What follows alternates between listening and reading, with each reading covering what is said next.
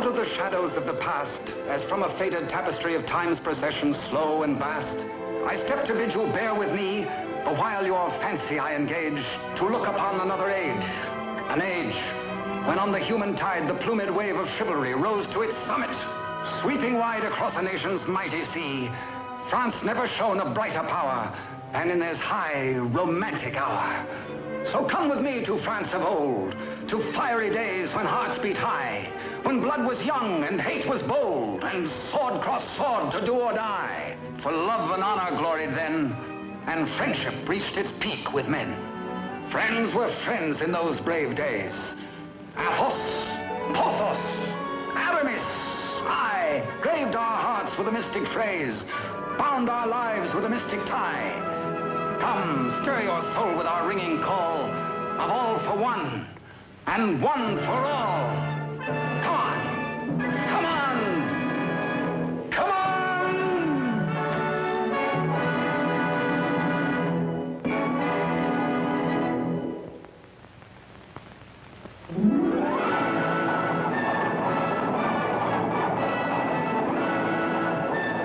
It is Paris on the 15th day of September in the year of our Lord 1638. Public excitement runs high. The populace enjoy a general holiday. Impatiently, they wait for the news of an heir to the throne of France.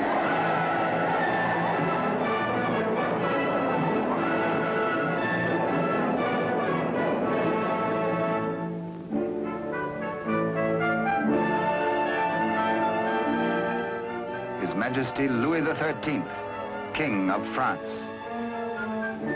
Maintaining his royal authority through the wits of others, he is himself weak and vain and lives in the oily smiles of a small circle of favorites. But the court is alive with intrigue.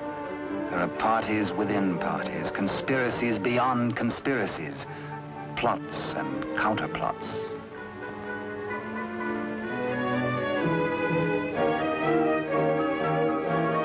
His Eminence, Monseigneur the Cardinal, Duc de Richelieu.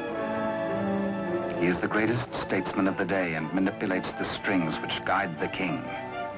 His is the real power, subtle, cunning, and often ruthless. Still, no one questions his devotion to the glorious kingdom of France.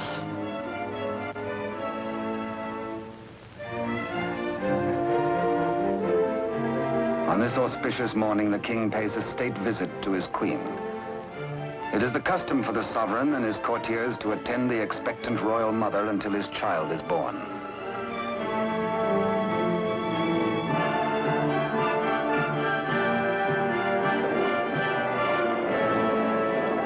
D'Artagnan, of the King's Musketeers. Relieved of his duties at court for the day, he hurries to the home of his sweetheart, Constance Bonacieux. Constance is seamstress to the Queen and is expected at the palace, so she cannot tarry long.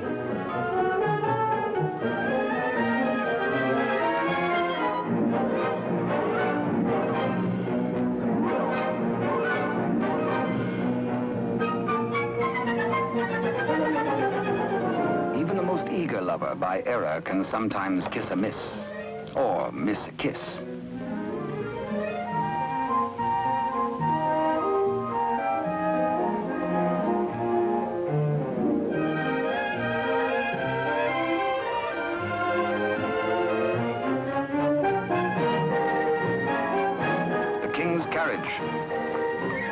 It arrives for Constance.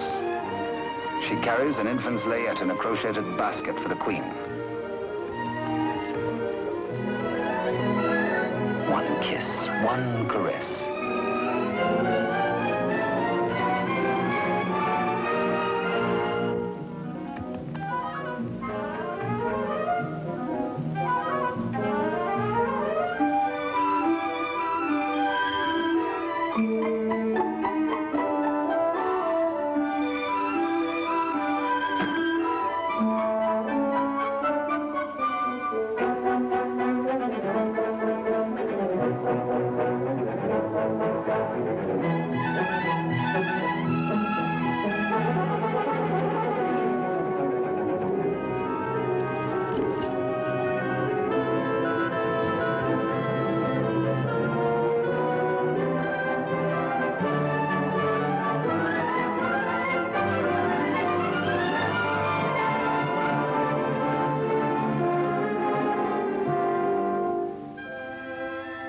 A kiss truly is a delicate plant requiring privacy to grow into a tender blossom, the dream of all lovers.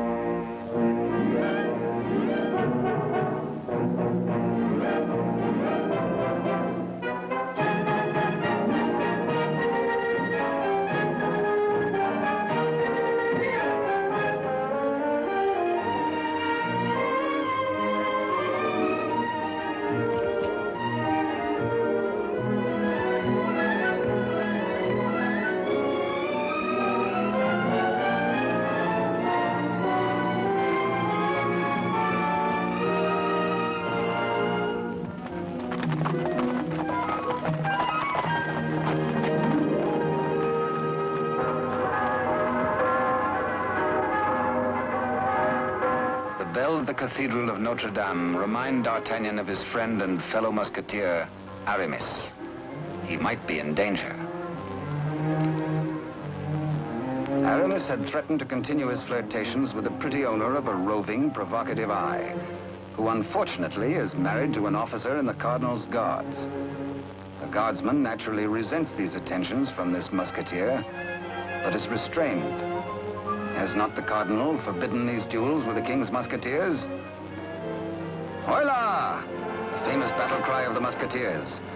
Instant help comes from the most fearsome steel in the kingdom. Huge Porthos, brave, strong, a King's Musketeer. And Musketeer Athos, gentle Athos, yet a deadly swordsman is able to kill with his left hand as with the right.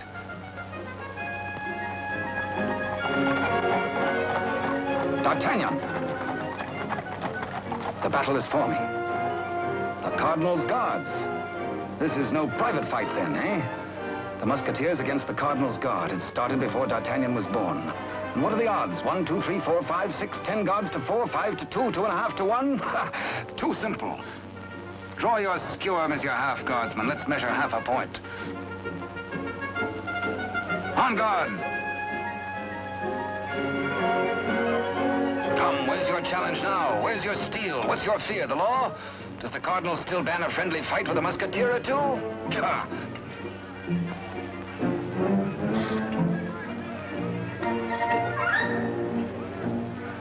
Porthos, as always, is thirsty. He has capacity. D'Artagnan, with his quicker eye, has a more bountiful drinking source.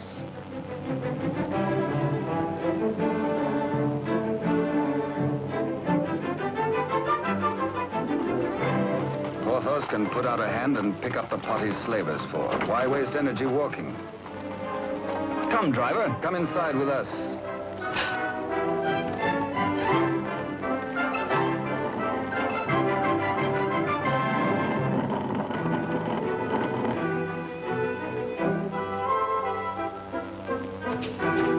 The old driver swears his wagon is damaged. His master will skin him. His horse is loose. He has a terrible wife. He has trouble. Everybody is mean to him. He has to be mean too.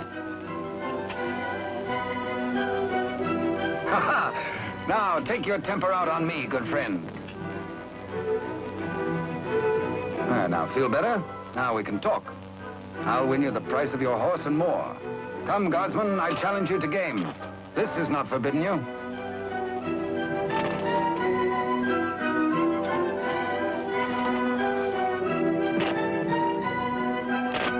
The dice are kind. Here's 20 times your price.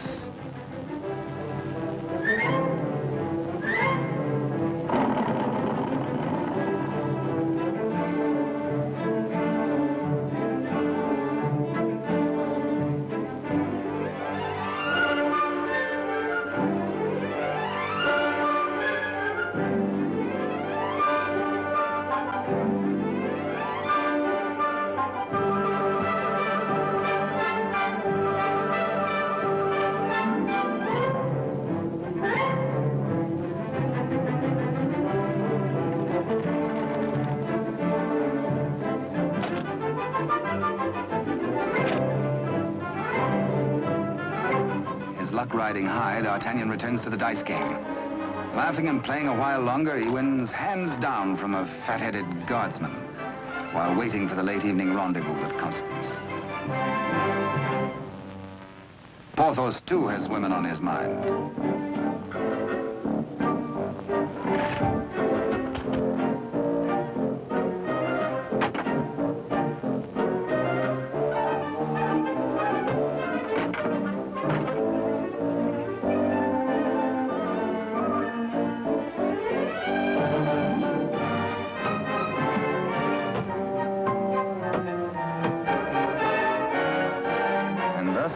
The only battle the Musketeers ever lost in fair fight.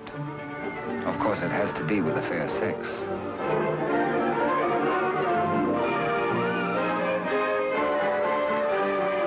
For the first time in his life, a panic-stricken Porthos screams a terrified, "Hola!"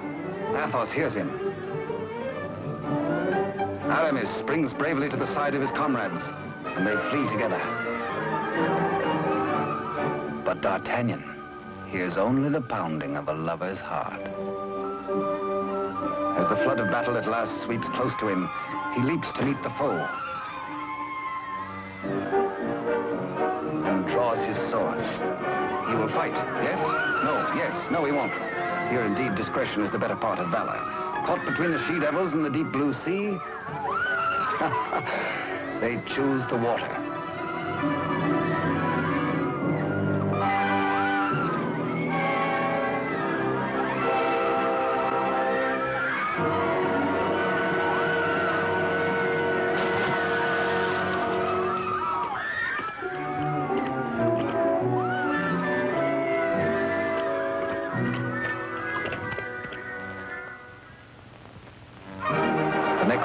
The city is in ferment. The pressure beyond the gates is so great that the people are admitted to the courtyard.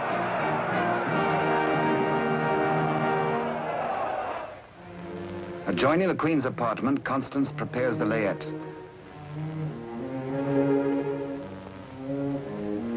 She is informed by Father Joseph, the Cardinal's trusted henchman, of the imminence of the royal birth.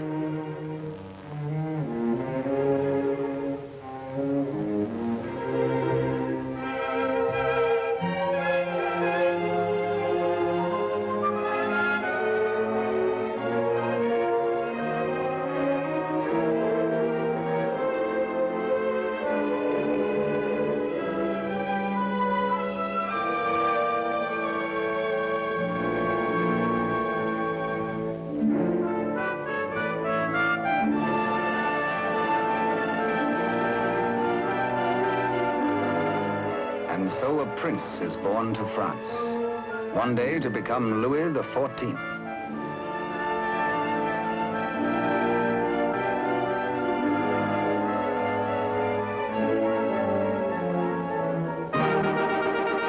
By ancient custom, his royal father presents him to the people.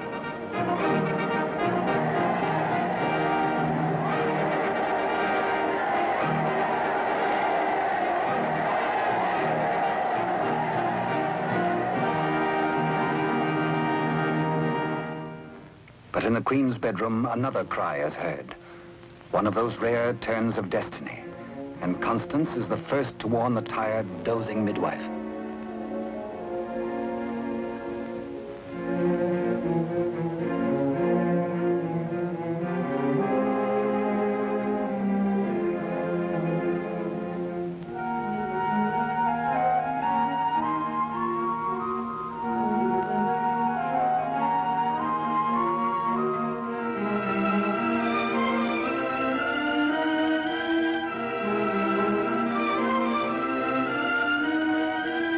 Father Joseph grasps the vast consequences of this extraordinary event. This news must be conveyed discreetly to Cardinal Richelieu before it gets abroad. He writes a message inside the wrapper of some medicine. He intends it for the Cardinal's eyes alone.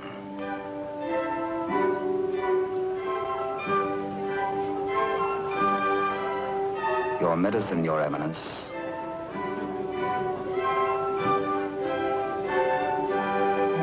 Duke de Rochefort, conniving head of the most powerful faction in court, working always in self-interest against the king and cardinal, pretending loyalty to both.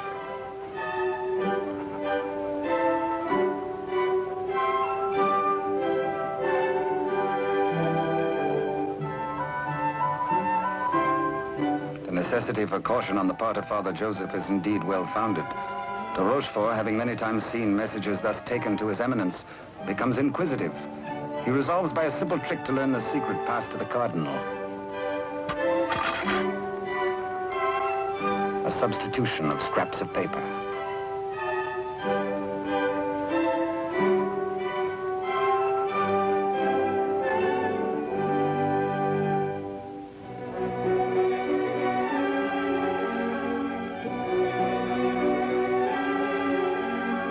The cardinal realizes that enemies of the regime can do irreparable damage. Two heirs to the throne. Two rival parties of courtiers, more quarrels, more bloodshed. Poor France, helpless, torn between two factions. The secret of the twins must indeed be forever guarded, if France is to have peace, and if he, the cardinal, is to retain his power.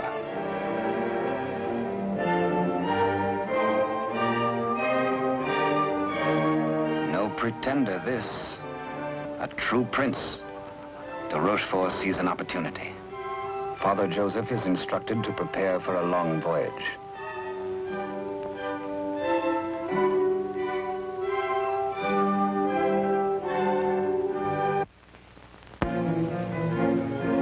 The cardinal has a plan.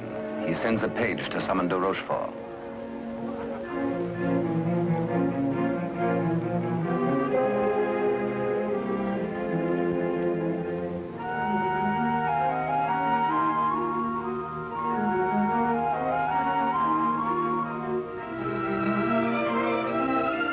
Aware that Constance shares possession of a great secret, one so sacred it might well spell the future of France, the cardinal charges her to keep her lips sealed.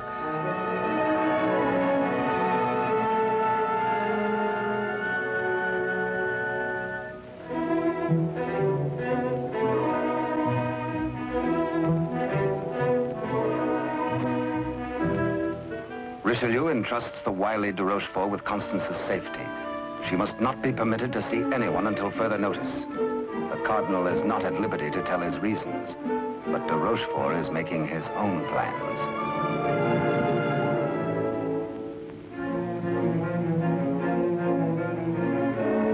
In accordance with the cardinal's command, Father Joseph, accompanied by the midwife, secretly takes the twin away to the Spanish border. The child shall be raised as a commoner with no knowledge of his royal birth.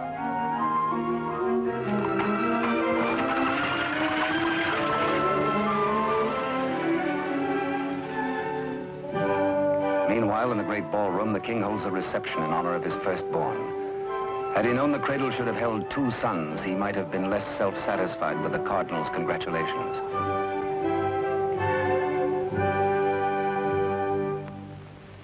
To the notorious Milady de Winter, de Rochefort comes to reveal this chance of fate. The future of France may be in their hands. He tells her he will turn Constance over to her. She is to escort Constance to the convent of Saint-Guemel. There, force her to tell the whole of the cardinal's secret and plans. He will play one against the other, cardinal against king, for his own ambition.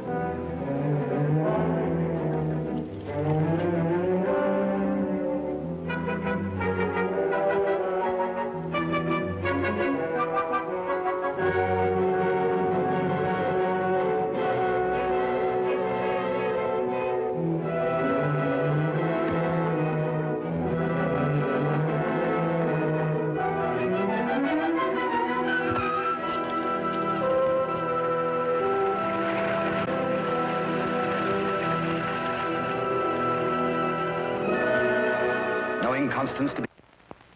One of the chair carriers runs with the news to the musketeers' barracks.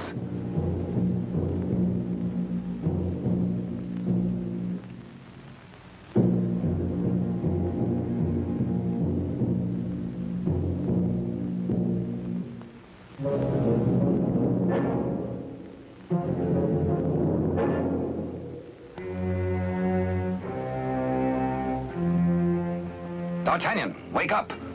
Constance taken by force, by de Rochefort.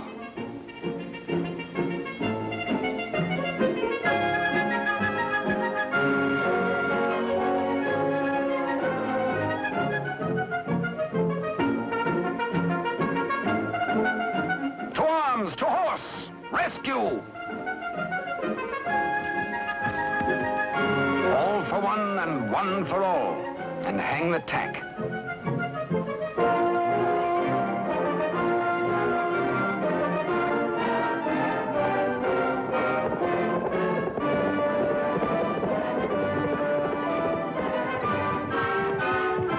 The wily cheat is in no mood to cross steel with this angry Gascon bent on justice.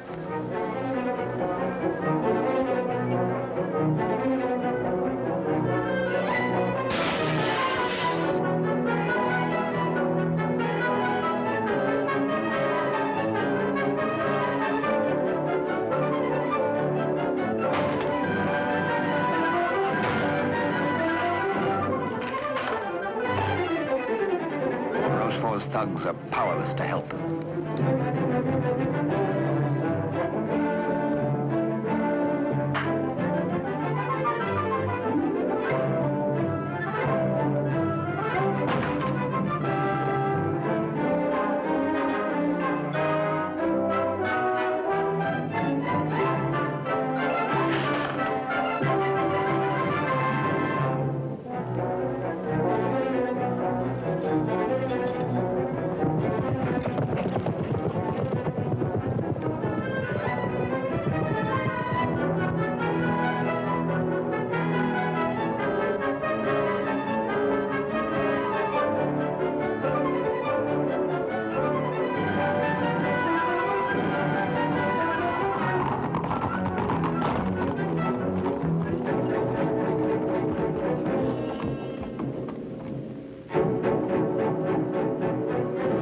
Rochefort is stubborn. He will not talk. He has to be persuaded.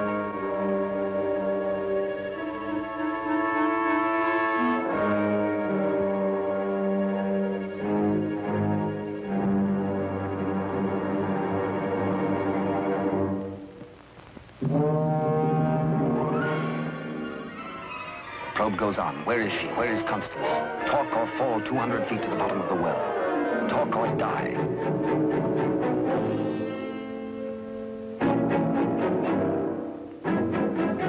The Cardinal's guard look on, afraid to act. A strand at a time, the steel cuts through him. 3 strands of it, and now but 2.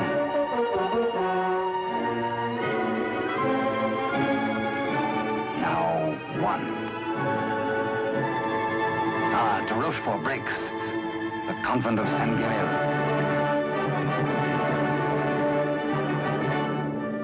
To the rescue!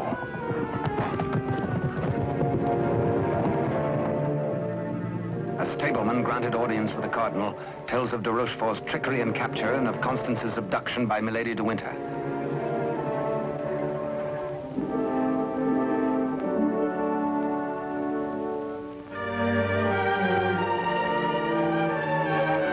Richelieu and his escort reached the well to confront the Duke.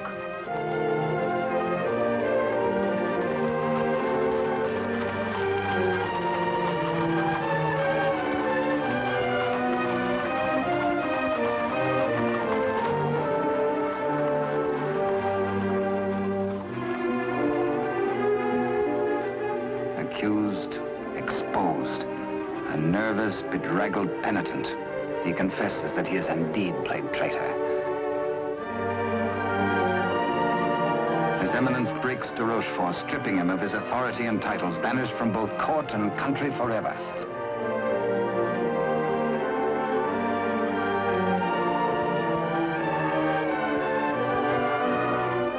Fearing for the safety of Constance, the Cardinal speeds in pursuit of Milady de Winter.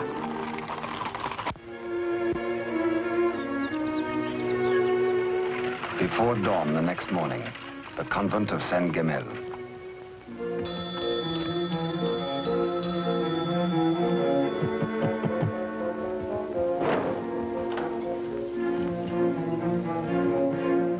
Milady de Winter assures the unsuspecting nuns her prisoner is an enemy of the state, to be confined to the convent on orders of the Cardinal.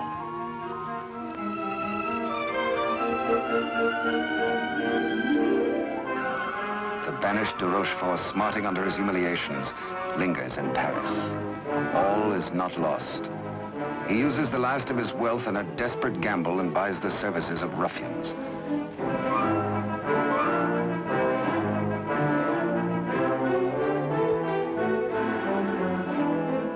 Pursue the Cardinal and assassinate him.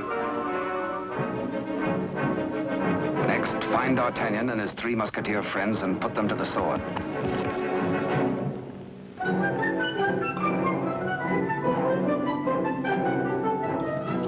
De Rochefort still dreams of himself in terms of the most powerful man in France. The path to power is open if Milady de Winter secures the secret from Constance.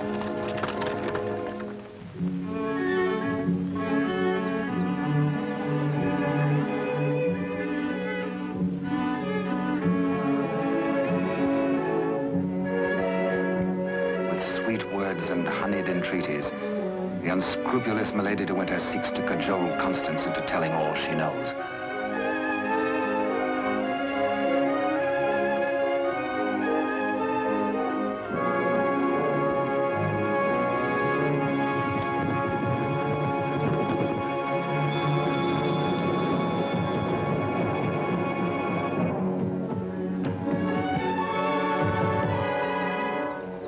No, Constance Bonacieux is not here. But he hears her voice.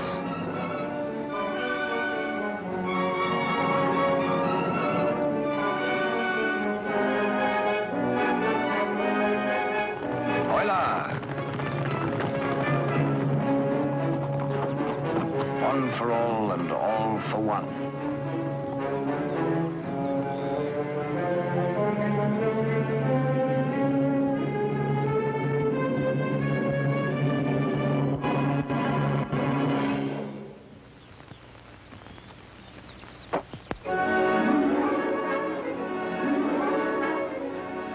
Mark of the public criminal, burnt by a branding iron into her flesh, a sign to all.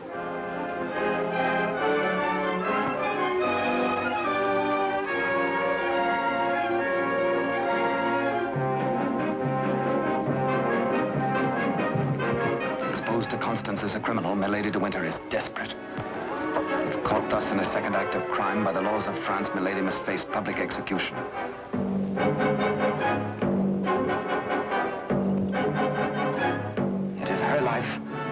Or that of Constance.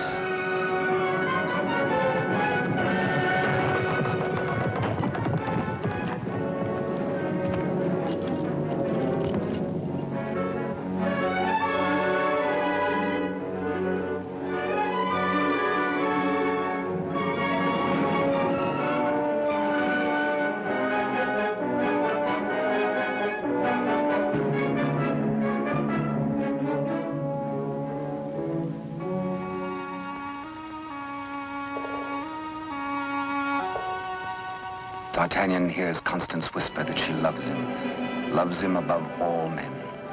And then she murmurs 3 words, the other one, the other one.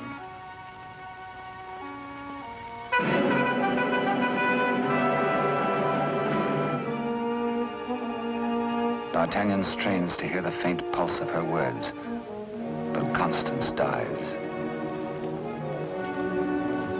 The Musketeers take Milady de Winter to her punishment.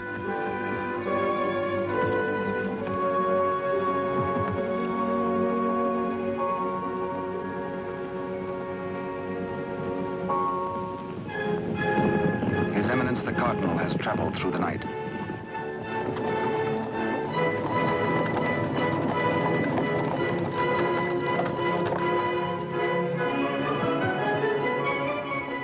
He hears the dreadful news from the Mother Superior. Constance is dead.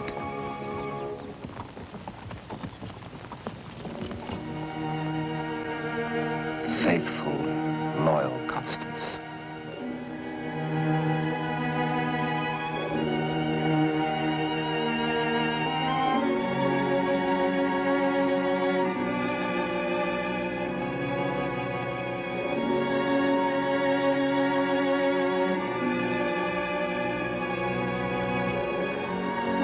Arrest the murderess, Milady de Winter, and all in concert with her.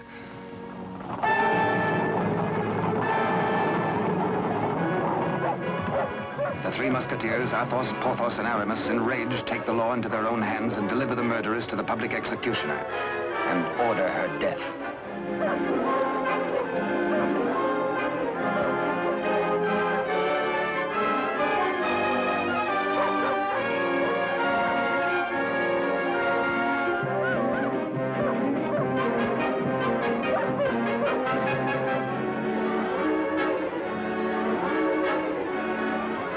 Then de Rochefort's cutthroats close in on the Cardinal's troop.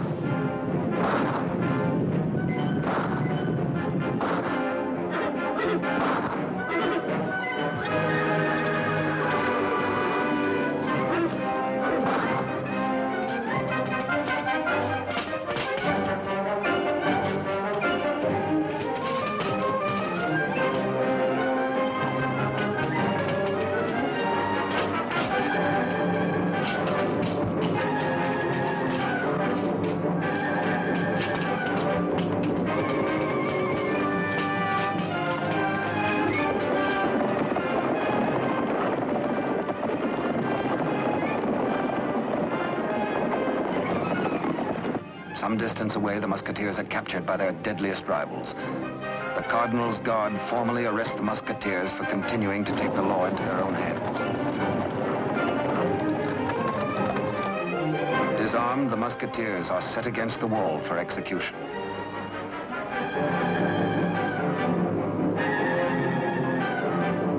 Your guards would take the lives of my friends.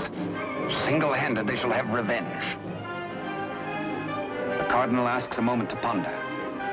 Constance dead. A murderess executed. Enough blood has been shed. Now this strife twixt Musketeer and Guard shall end.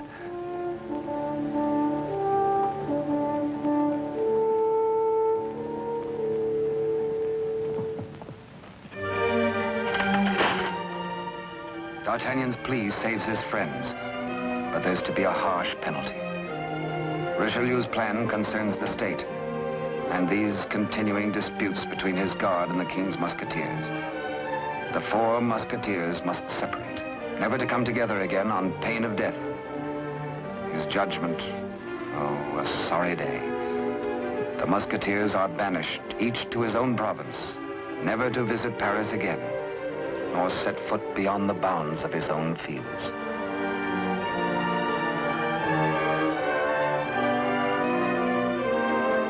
As for you, D'Artagnan, a splendid soldier, reliable, devoted too. You henceforth shall be bodyguard of the future king, beloved of France, the nation's one. At one fell swoop, all strife is done. The Musketeers prepare for their banishment. Godspeed, farewell.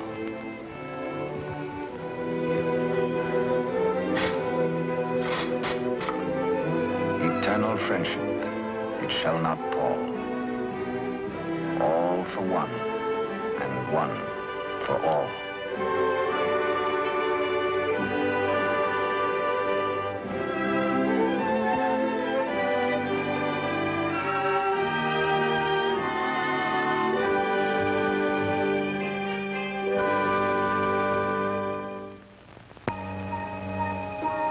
"5 years have passed. France is at peace. The infant prince grows to boyhood. Cardinal Richelieu, driven hard by the responsibilities of high office, lives in semi-retirement. And a royal father educates his son in courtly etiquette.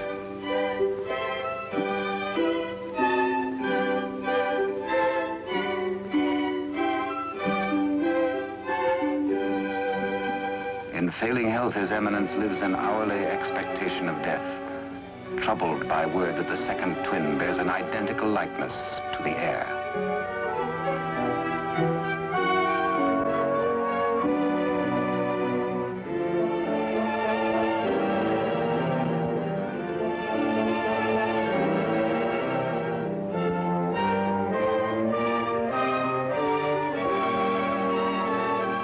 Dangers inherent are obvious and weigh heavily on the Cardinal's mind. He decides he must protect the prince somehow.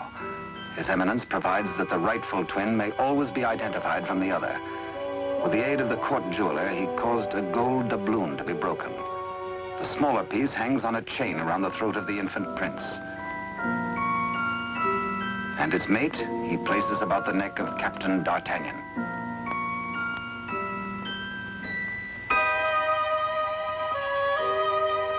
And so, by joining the pieces, the true heir to the throne of France and the prince's first guardian are known to one another for all time.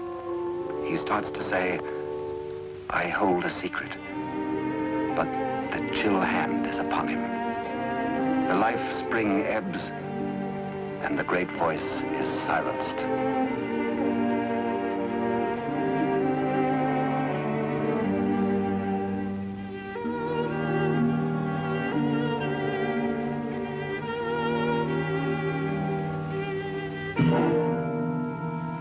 A great statesman passes into history.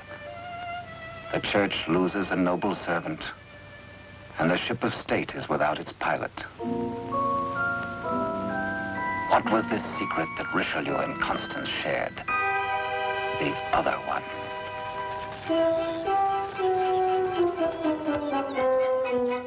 Across the Spanish border, the prince's twin brother is reared by servants of the late cardinal. The banished de Rochefort, living nearby, holds the twin under his very eye. He bides his time. He has only to wait patiently for the proper day.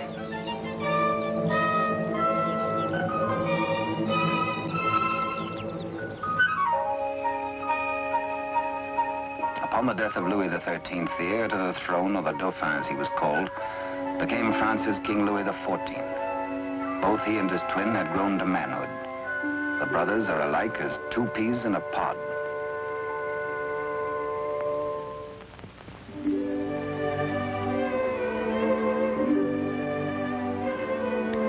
Years have passed and more since Richelieu bent his iron will to break the bonds that held us four. But Porthos, Athos, Aramis, I will ride once more. Once more we'll heed the clarion call of all for one and one for all.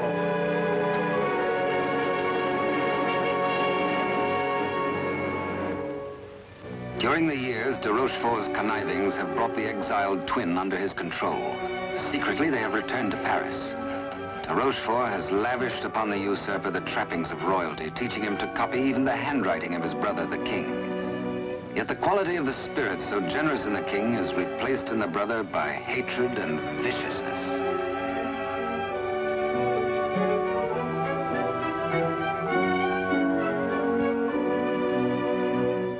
The king's valet, a de Rochefort spy, brings long-awaited news. Within the week, an older D'Artagnan, after a lifetime of loyal service, will retire and leave the court. The young king will be without a bodyguard. Every detail of their plan has gone over. The map, the sentries to overpower, the secret approach to the royal apartment, the signals.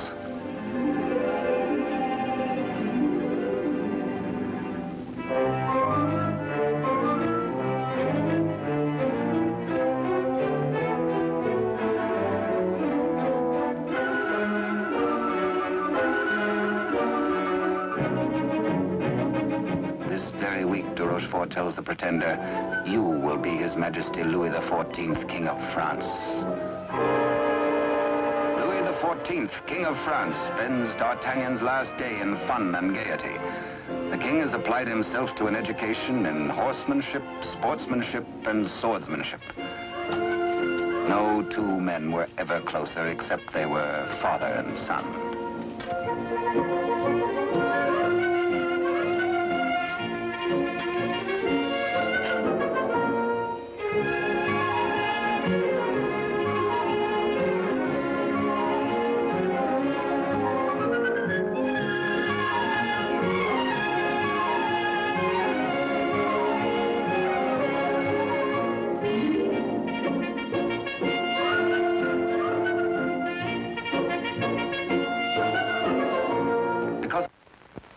Early, D'Artagnan enters the royal bedchamber to bid the king goodbye.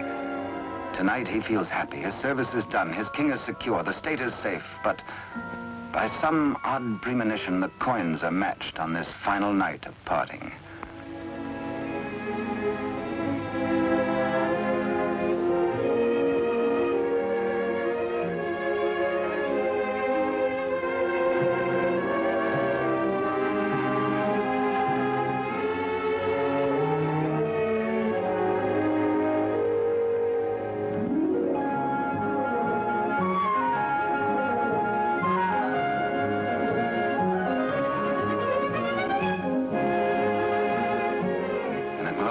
happy memories of a delightful evening with the king, Captain D'Artagnan arrives outside his lodging and is amazed to find himself beset by ruffians. Angrily, the Gascon plans his battle. First, he deals with the dagger-man decoy, sticks him with his own blade, throws the man's cape to the edge of an open sewer, places his own cape over the decoy's body and fires his own pistol. Aye-yo, on to the balcony.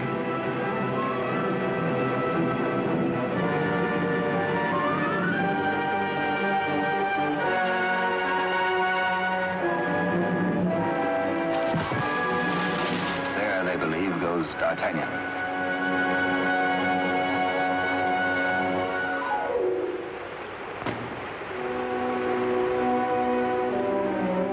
Thoughtful D'Artagnan returns to his lodging. For a peaceful man to be waylaid on a city street is something new.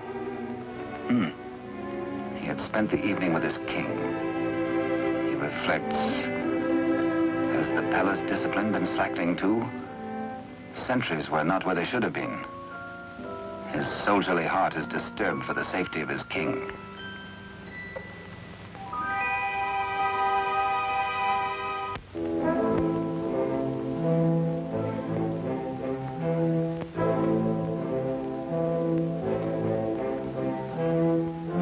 Rochefort's plan is working without a hitch. Sentries at the outer gate have been overpowered. Entry is forced into the inner quadrangle. The palace is entered through a servant's postern leading to long-forgotten cellars. Success. No sound, no word, no warning.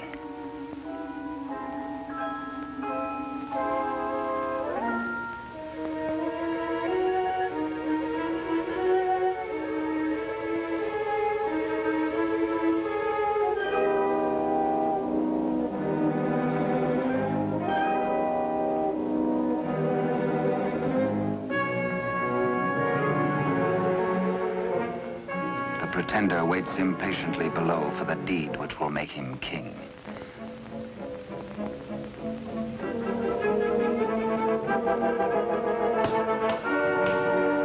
In the anteroom to the king's bedchamber, de Rochefort's maggot awaits his master's signal, ready for the final treachery.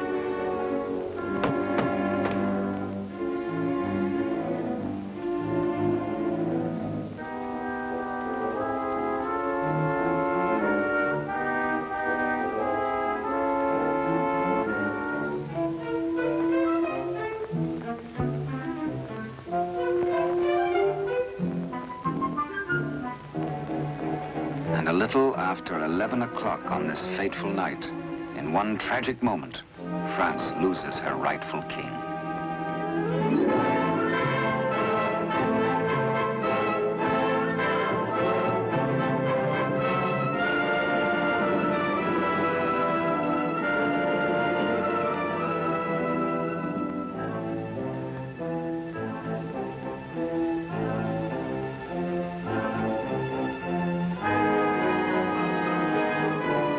Bewildered, uncertain if he dreams or not, King Louis XIV, surrounded by strangers, looks unbelievingly at a venomously mirrored likeness of himself. The usurper watches his royal brother with a lifetime of hate. De Rochefort's plans have been cleverly checked and double-checked. He means to hold the true king a prisoner as a threat over the head of the usurper should he rebel against his commands. At de Rochefort's order, his cohorts strip the king of his night attire and in exchange dress him in the usurper's clothes.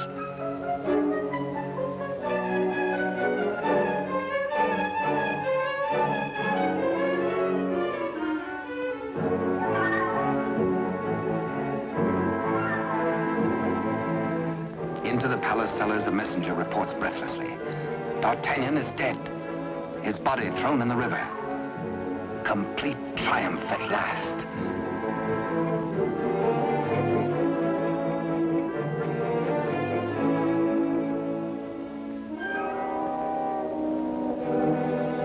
An iron mask, an invention of the devil. An iron mask, a prison within a prison, is placed over the head of the rightful King Louis XIV and locked at the neck, his countenance concealed from all men.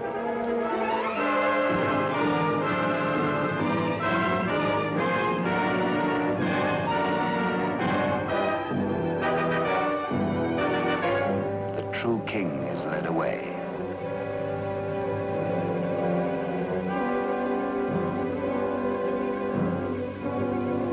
In the quiet of the royal apartments, the true king's bed is occupied by the usurper. Trusted servitors have been spirited away. The twins' lackeys have replaced them.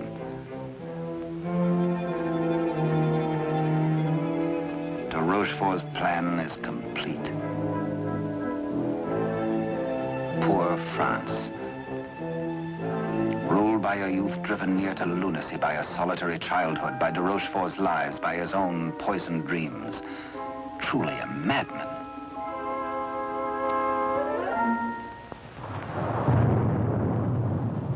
Suffering in human life is proportioned to human strength. When the young king, stupefied and crushed, found himself led a prisoner to a cell in the Chateau Sainte Marguerite in the south of France, he fancied at first that death is like sleep and has its dreams. He believed himself to be a spectator, a palpable phantom of his own suffering. A torture the more terrible since it might be eternal. Eternal death. How can I have died? I am a king, yet not a king, enthroned upon a funereal couch. No, no, dear God, do not punish me who have done nothing. Why am I thus punished? Like a cloak, the chill of the dungeon falls upon his shoulders. So dwells the real Louis XIV in a living hell, to remain thus the rest of his days.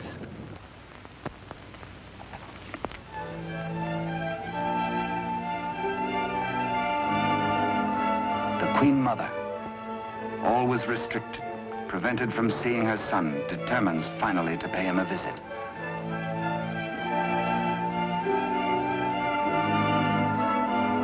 In place of the affectionate and courtly Louis XIV, to her horror, she finds herself repulsed. Doubts, again doubts. What strange malady besets my son? She thinks again of the other one. De Rochefort hurries to the king's apartment, fearful that a mother's heart has sensed the truth. In pretense of humility, he asks the Queen Mother to leave affairs of state.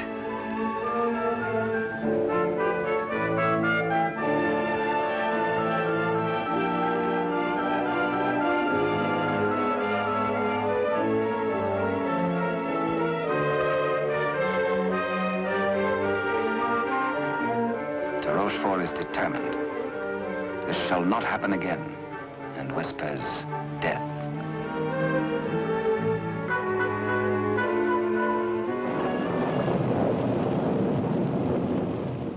Day by day, night upon night, the prisoner prays for some way to get word to D'Artagnan. A heaven-sent fisherman hoves to.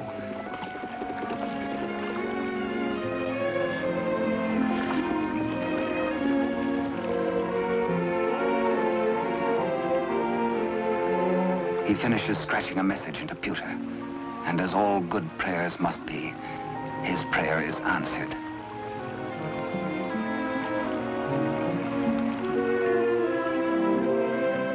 Millers and mackerel are running, and then a catch, apparently from heaven.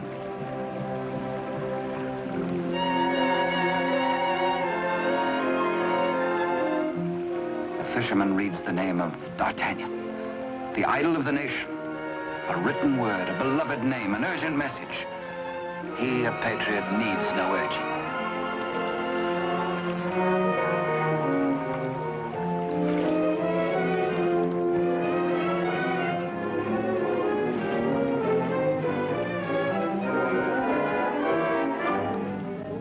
Paris goes about its daily affairs, unaware that its rightful king languishes in prison, and the Queen Mother herself faces death as the humble fisherman hastens to D'Artagnan's home. D'Artagnan stays on in Paris, and to his hurt amazement continually finds himself barred from the court. Day by day, week by week, audience with the king has been refused him. The fisherman blurts his weird news. A story hard to believe. A lonely castle which D'Artagnan knows like the palm of his hand. A prisoner in an iron mask behind its bars. But the signature, An etching of a coin that fits his own exactly.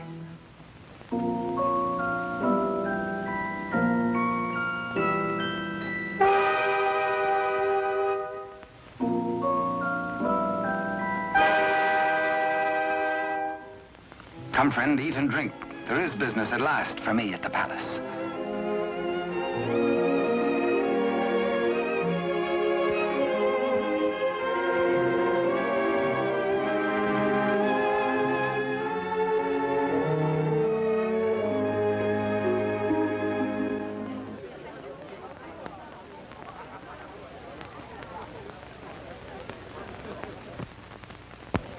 Threading his way through the perfumed route of the court's chattering idlers, D'Artagnan finds himself a stranger in a strange atmosphere. And there is reason, he thinks, for this curious tension. De Rochefort and the king. This cannot be the boy I helped nurture into manhood. This is not the face of my king. Those are not his hands that risked neither parried steel nor engaged a point. What's been happening at court? De Rochefort's back in favor, a disgraced exile once more sporting about the throne room in the king's presence. D'Artagnan is amazed and shocked. But a further shock is in store. A chain and coin is passed to de Rochefort. If he can believe his eyes, in all the years he served the king, they never left his royal person. He overhears a snatch of conversation. The other one.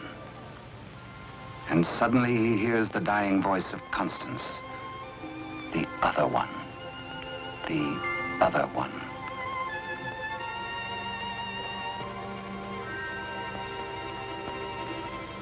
What did she mean? A message signed by the royal coin. A king, not a king. And a court alive with known traitors. D'Artagnan smells a rat. But a rat has seen him and gives warning. The palace guards are alerted, and all exits barred.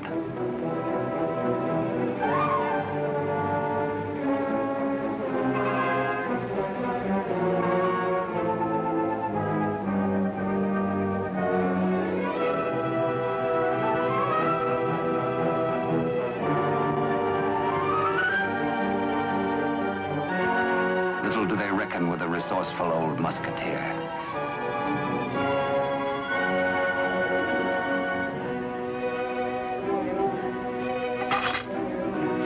D'Artagnan orders a king's loyal troop to be hurried to meet him at the Chateau Sainte-Marguerite. Couriers are to be dispatched to his old friends, the three musketeers, Athos, Porthos, and Aramis. To arms, musketeers! Your king has need of you. One for all, and all for one. The jig is up. D'Artagnan lives and knows. There's pewter plate. Perhaps even now he has reached the prison gate.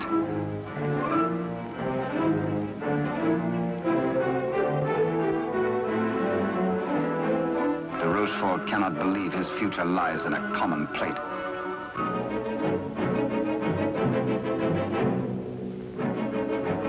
Quickly, he resolves to end all doubts. He decides to ride at the head of his troops to prevent any attempt to free the king.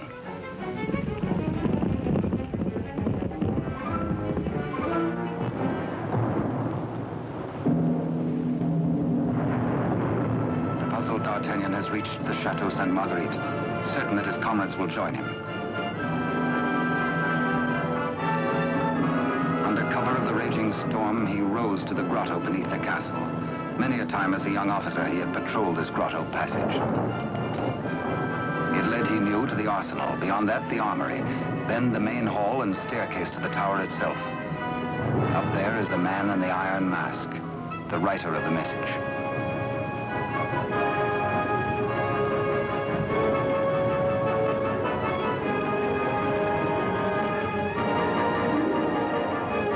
To his astonishment, D'Artagnan finds the entrance to the arsenal is newly walled.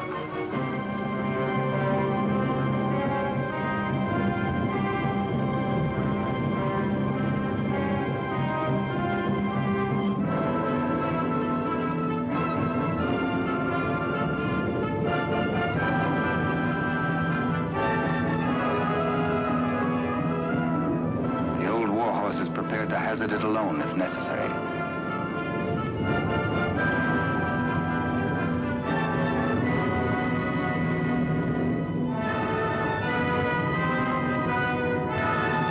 The fisherman returns to the opposite bank to await the arrival of help.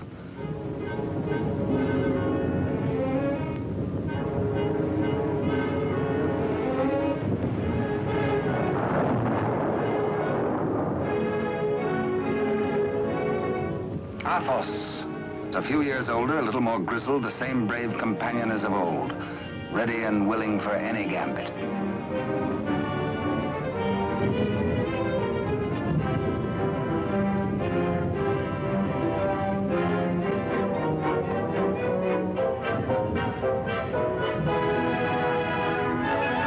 And now Aramis.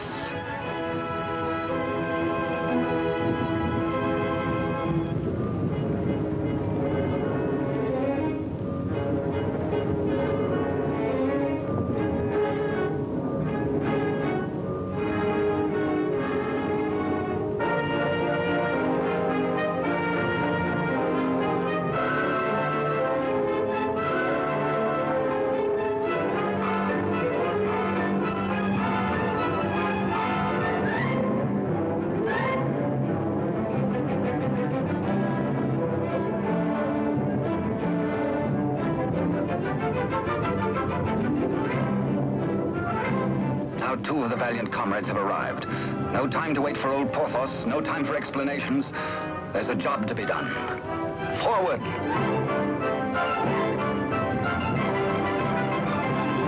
Through the racks of gunpowder barrels to the main hall, and the tower staircase itself.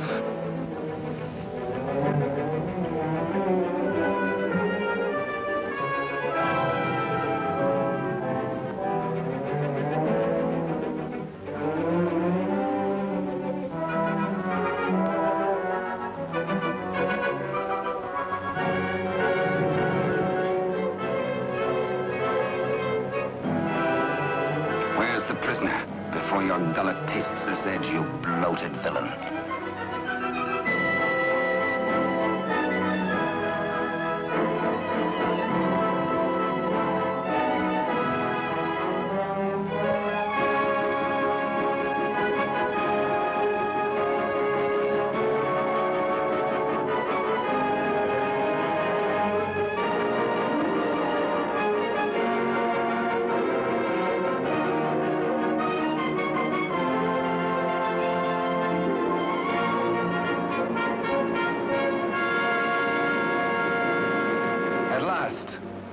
D'Artagnan knows the voice. It is his true and rightful king, Louis XIV, King of France. The castle guards.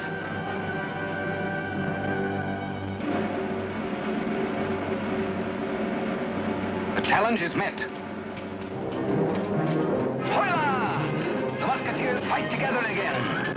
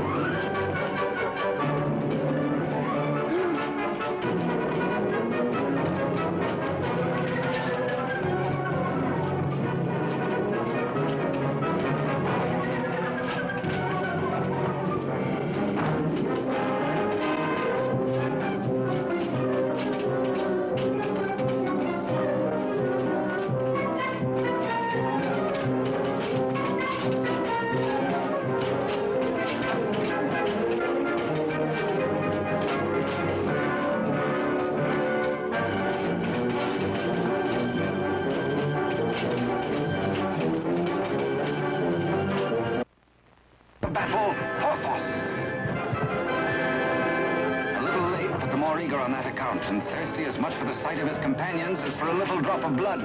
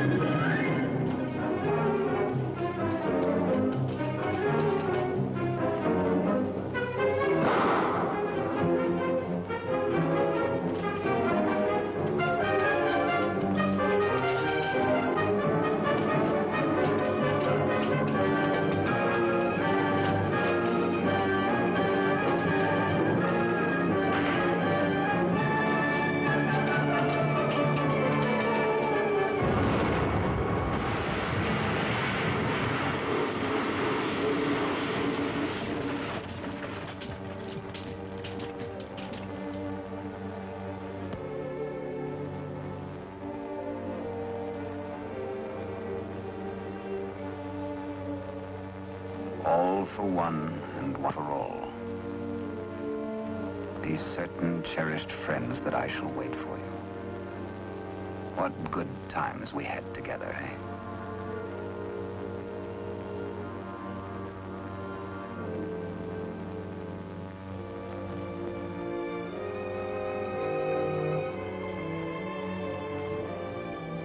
Good Porthos, farewell.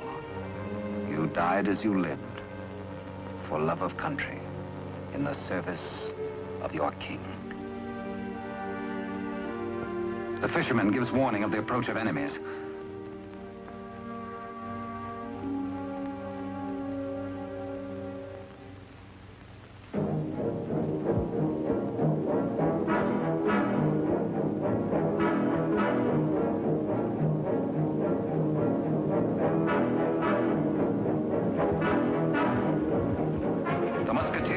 The king and gallop off to Paris. De Rochefort rides hard in a last effort to keep his house from crumbling.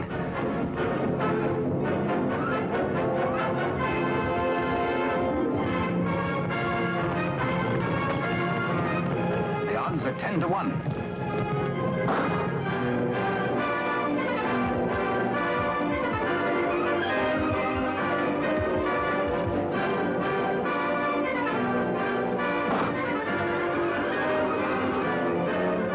Your Majesty.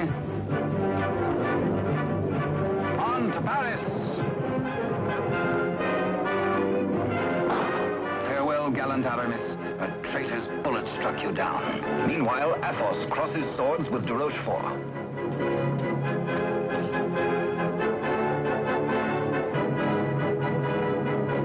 But at the highest price of all, Athos joins his comrades.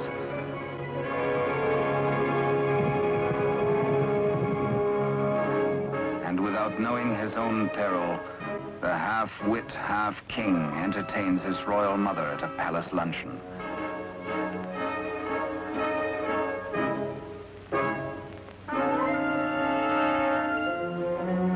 Cunningly, he says, a private matter.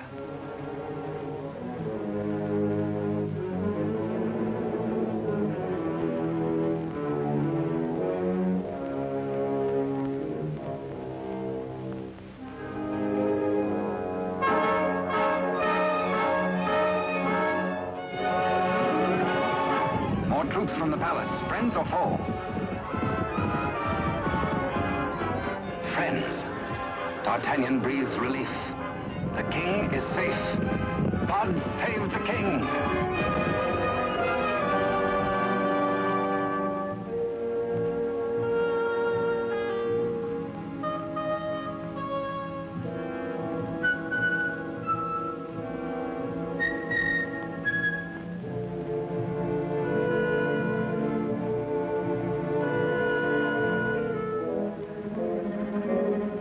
The Queen Mother suspects this attempt on her life.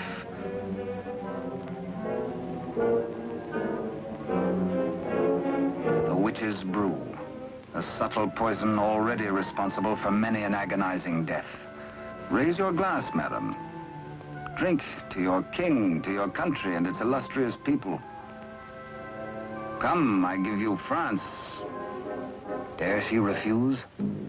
It is the edict of her son, the king.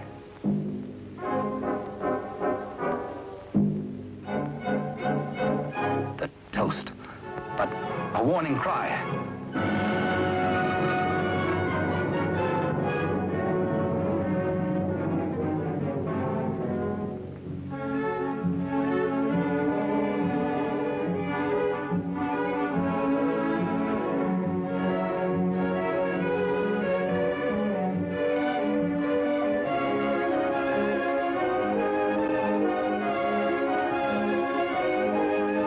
The usurper finally gets his rightful crown. De Rochefort's own damnable invention, the Iron Mask. His to the end of his days.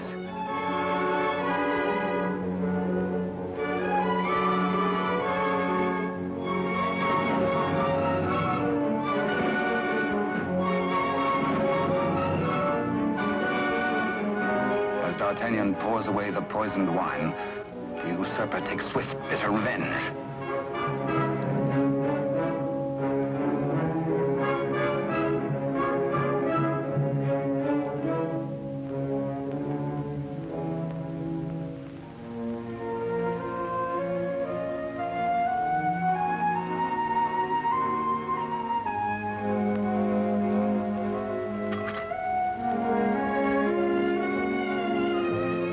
D'Artagnan knows himself mortally wounded, but allows no sign to mar the happiness of his king.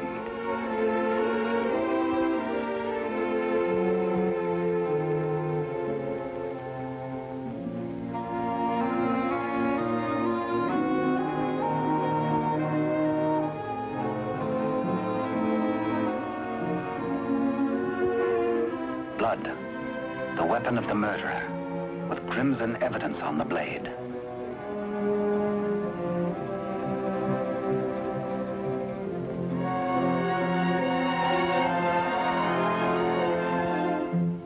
Grateful Louis looks for Captain D'Artagnan to honor him with the baton of a Marshal of France. But where is the Musketeer?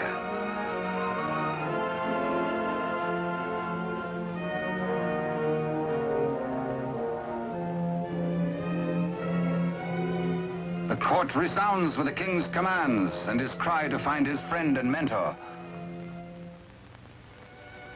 What a man may think when he knows of the approach of death is secret between himself and his maker.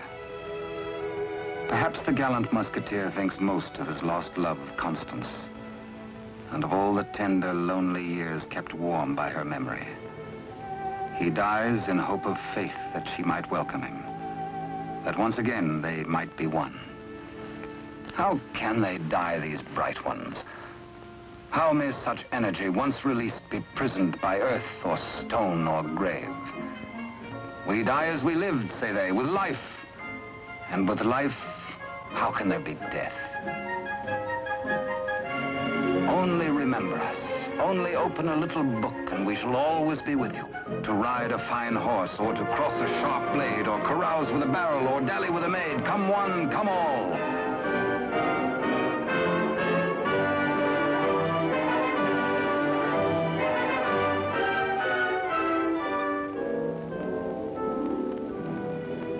And so passed a brave and glorious man, in honor.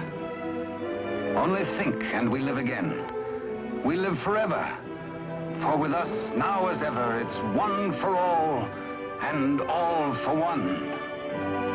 And thus it was in France of old, in fiery days when hearts beat high, when blood was young and hate was bold, and sword crossed sword to do or die. For love and honor gloried then, when life was life, and men were men.